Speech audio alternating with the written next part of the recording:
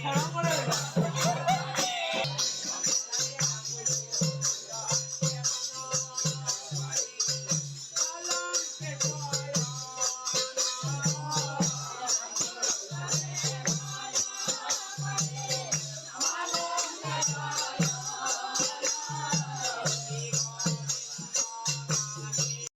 দুপুর বন্ধুরা। তো তোমরা সকলে কেমন আছো? আশা করছি যে যেখান থেকে আজকের ব্লগটি দেখছো অবশ্যই ভালো আছো, সুস্থ আছো। তো আজকের ব্লগটি দুপুর থেকে শুরু করেছি তোমাদেরকে সঙ্গে নিয়ে। আশা করছি আজকের ব্লগটি তোমাদের অবশ্যই ভালো লাগবে। তো চলো দেখতে থাকো আজকের ব্লগটি। আজ এখানে এসে এই ব্লগটি শুরু করলাম, কারণ এখানে এসে দেখছিলাম কীর্তন শুরু হয়ে গেছে, আর কীর্তন দিয়ে আজকে ব্লগটি শুরু করলাম। এইদিকে যে ঠাকুর ঘর ওদের, আর যে আমাদের পাড়ারই। তো কিছুদিন আগে দেখেছিলে আমাদের বাড়িতে গোপাল নিয়ে গিয়েছিলাম, ওদের বাড়ি থেকেই আমাদের বাড়িতে গোপাল নিয়ে গিয়েছিলাম। তো আজকে গোপালের শেষ নিয়ম মাসের শেষ দিন, তাই সবাই আনন্দ করে এই উৎসবটা পালন করা হচ্ছিল, মানে শেষ দিনের উৎসবটা। তো এইখানে গান গাওয়া হচ্ছিল, মানে কীর্তন হচ্ছিল। তো এখন ভোগ লাগানো হয়েছে, ভোগের গান গাওয়া হচ্ছিল। তারপর কিছুক্ষণ পর আরতি হবে, দেখতে পারবে অবশ্যই।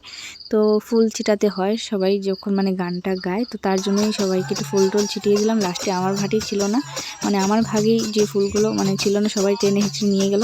তো যাই হোক কিছুটা ছিটিয়ে দিলাম।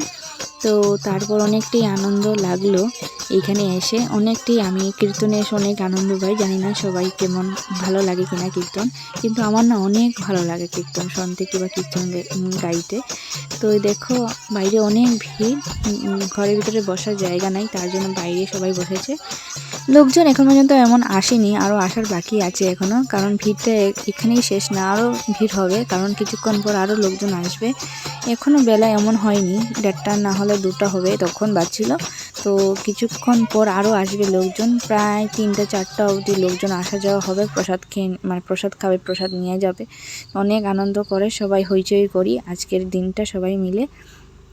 ভোগ লাগানো হয়েছিল, অনেকক্ষণ হয়েছে। এখন ভোগের গান শেষ করে তারপর আরতি করবে। এই যে আরতি করছিল, আর পুজোসোনা বলছিল যে মা আমি আজকে ভিডিওটা করব, তার জন্য ফোনটা নিয়ে ভিডিও করতে নিয়েছিল। কিন্তু এই যে এত নাড়াচড়া করতে করতে দেখো শেষ পর্যন্ত কীভাবে ঠিকঠাকভাবে ভিডিওটা ঠিকভাবে করতেই পারলো না, লাস্টে এসে আমার হাতে দিয়ে দিল।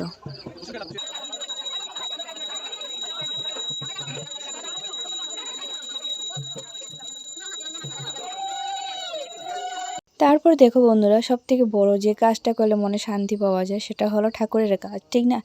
তো এই দেখো আরতি হলো, তারপর যে আরতির প্রদীপটা নিয়ে সবার কাছে নিয়ে আশীর্বাদটা দিতে পেরেছি, অনেকটাই আনন্দিত হয়েছি আজকে। আর এখানে এসে এই যে এগুলো কাজ করেছি, অনেকটাই ভালো লাগলো।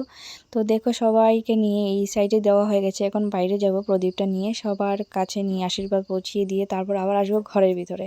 তো এরকম করে কিছুক্ষণ পর মানে নাম কীর্তন গাওয়া হবে, তারপর কীর্তনটা শেষ করে প্রসাদ দেওয়া হবে, সবাই প্রসাদ খাবে, আমার ঘরের জন্য নিয়ে যাবে, সব কিছু আয়োজন আছে। তো এই যে কিছুক্ষণ পর আর কন্টিনিউ ভিডিওটা করতে পারিনি, কারণ প্রসাদ টসাদ দিতে ব্যস্ত হয়ে গিয়েছিলাম, তার জন্য ভিডিওটা এইটুকুই করেছিলাম দুপুরে।